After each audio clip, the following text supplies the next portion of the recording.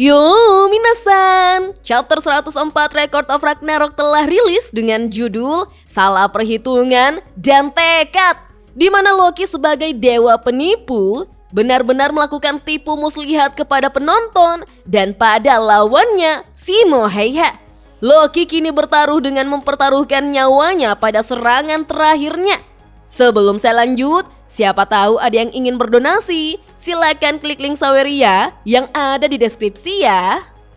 Setelah Simoheya mengorbankan livernya untuk menyerang Loki pada chapter lalu, kita pun diperlihatkan bagaimana para klon, baik itu yang mendapatkan serangan maupun yang masih berdiri, perlahan mulai mengeluarkan asap hitam pada tubuh mereka, kemudian menghilang, menyisakan tubuh Loki yang terbaring sendirian di tengah salju. Namun, asap hitam juga mulai keluar dari cincin di jari manisnya, serta penggambaran Loki yang menyeramkan dengan luka menganga di dahinya. Heimdall pun berteriak bahwa peluru Simoheya telah menembus dahi Loki. Dia mati dalam keheningan. Para pasukan tiruan yang dia ciptakan dengan cincinnya kini memudar menjadi kabut. Apakah pertandingannya sudah berakhir? Penonton dari pihak manusia memuji kekuatan luar biasa dari Simo. Peluru itu tidak hanya menembus perisai, tetapi juga kepalanya. Itulah Simuna kita. Sementara penonton dari pihak dewa tidak mempercayai ini. Tidak mungkin. Padahal tadi Tuan Loki unggul lebih jauh. Di saat bersamaan, ketika Simo terus menatap Loki yang terbaring di salju, Loki yang asli yang tadinya menyamar sebagai kelinci, kini menatap Simo dari balik pohon di belakangnya, sembari memegangi bilah tajamnya. Dalam hati Loki, sekarang atau tidak sama sekali. Dijelaskanlah, mayat Loki itu bukanlah Loki yang sebenarnya. Mari kita kembali pada saat pertandingan dimulai. Setelah Loki memanggil trio dewa dan mengirim mereka menuju ke Simoheya, Loki pun meningkatkan taruhannya dalam pertarungan. Terselubung dalam kegelapan di kabut hitamnya yang menyelimuti seluruh desa, di mana semua orang tidak bisa melihat apapun. Pada saat itu, semua orang bertanya-tanya apa yang sebenarnya Loki rencanakan. Ternyata yang dia ciptakan adalah tiruan dirinya sendiri dengan teknik Vedrung, bayangan dewa palsu. Loki yang asli lantas menyerahkan cincin ilahinya, yaitu Anfaranaut, kepada klon dirinya. Lalu Loki yang palsu pun bertindak seperti Loki yang asli dan mulai melaksanakan rencana, serta bertekad bahwa tidak ada yang bisa lolos dari genggamannya.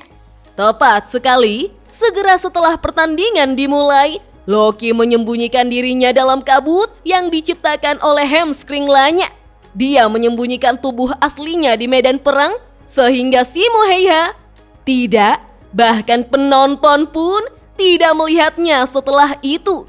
Dia membuat klonnya bertarung melawan Simoheya. Dengan kata lain, yang mati hanyalah tiruan yang dia ciptakan.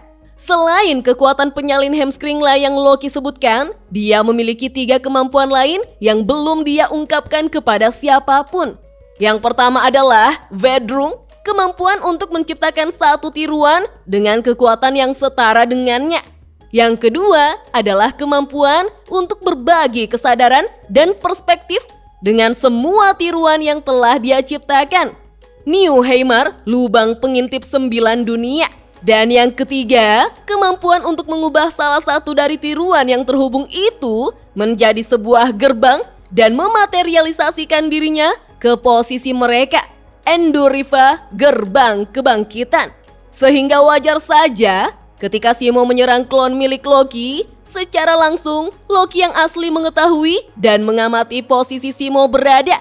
Apalagi Loki yang asli menyamar sebagai kelinci salju, hewan yang secara natural memang menghuni lokasi Finlandia dan tahan suhu dingin.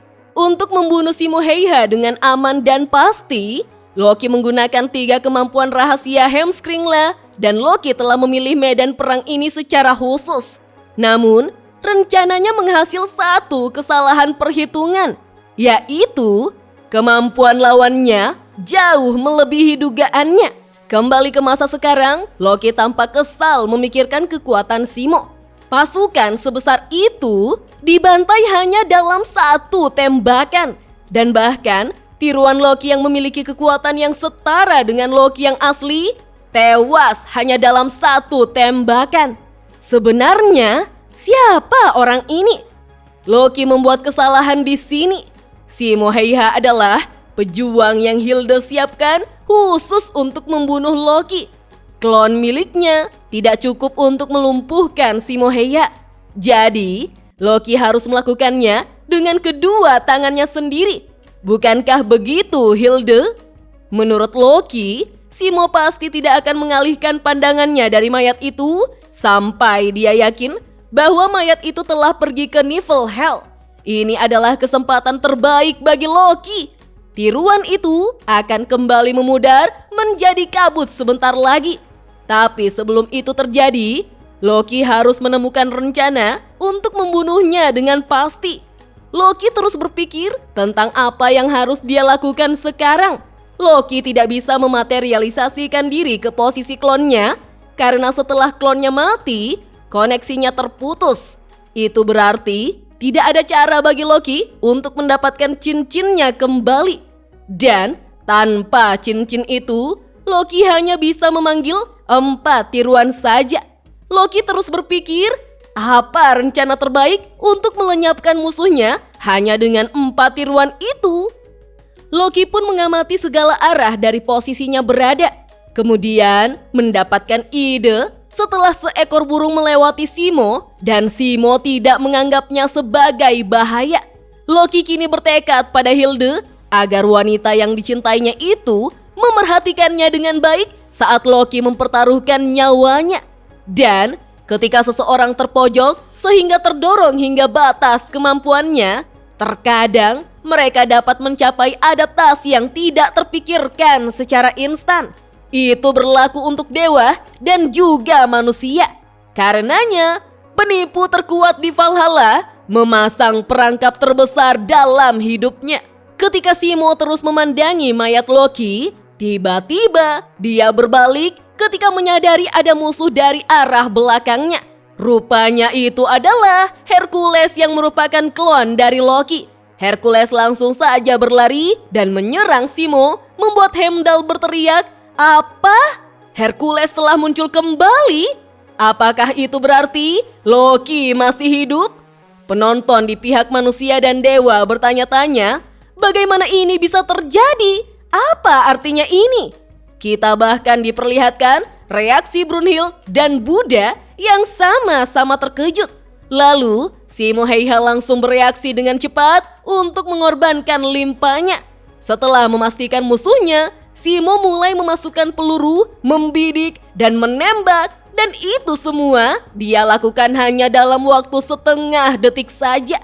Peluru secepat dewa itu langsung menembus jantung sesuai rencana. Simo Heiha, sang penembak jitu, melawan para dewa. Teknik ini bernama Mieliki, napas para yang gugur. Dan pada saat itu, di punggung penembak jitu yang tanpa penjagaan, tanpa pertahanan, Thor dengan Mjolnir dan Loki pun muncul. Kita pun diperlihatkan Loki yang mengeluarkan 2 bilah dari kedua tangannya, serta Thor yang mengaktifkan listrik dari Mjolnirnya. Hal itu tentu saja kabar bahagia bagi Ares. Sementara Brunhild tidak menyangka dengan apa yang dilihatnya. Sorak-sorai dari penonton di pihak dewa pun terdengar karena mereka tampak senang dan mendukung Loki. Heimdall berteriak tak percaya karena itu adalah Loki. Padahal dia seharusnya sudah mati. Tapi Belati sang pembunuh akhirnya menemukan cara untuk mendekati Simo Heiha. Dan dengan serangan kejutan tersebut, kita pun diperlihatkan bagaimana tubuh Hercules yang terbaring di salju setelah terkena tembakan tepat di jantungnya kini mulai mengeluarkan asap hitam. Namun siapa sangka wajah Loki muncul dari balik wajah Hercules. Loki tampak kesakitan tapi tetap tersenyum. Loki bahkan menunjukkan tekadnya bahwa yang akan membunuh Simo Heiha adalah dirinya. Tertulis pada panel akhir, badut itu masih tertawa. Dan chapter 104 Record of Ragnarok pun berakhir sampai di sini minasan. Wah, kalau Loki yang asli kini bersembunyi sebagai Hercules, lalu dia mengeluarkan dua klonnya, yaitu Thor serta dirinya sendiri, maka masih tersisa dua klon lagi. Apakah ini berarti Simo Heiha akan dikeroyok? Menariknya, Simo Heiha telah mengorbankan organ-organ vital di tubuhnya pada setiap serangannya. Dan dengan kondisi yang sama, jika benar Loki yang asli sedang menyamar menjadi Hercules, berarti jantungnya telah hancur oleh peluru Loki. Maka ini akan menjadi pertarungan adu ketahanan. Siapakah yang lebih dulu tumbang? Benar-benar pertaruhan dan pertarungan yang gila. Kalau menurut minasan, bagaimana? Siapakah yang akan keluar menjadi pemenang? Oke deh, sampai di sini dulu ya. Kita lanjut ngobrol yuk di kolom komentar. Dah.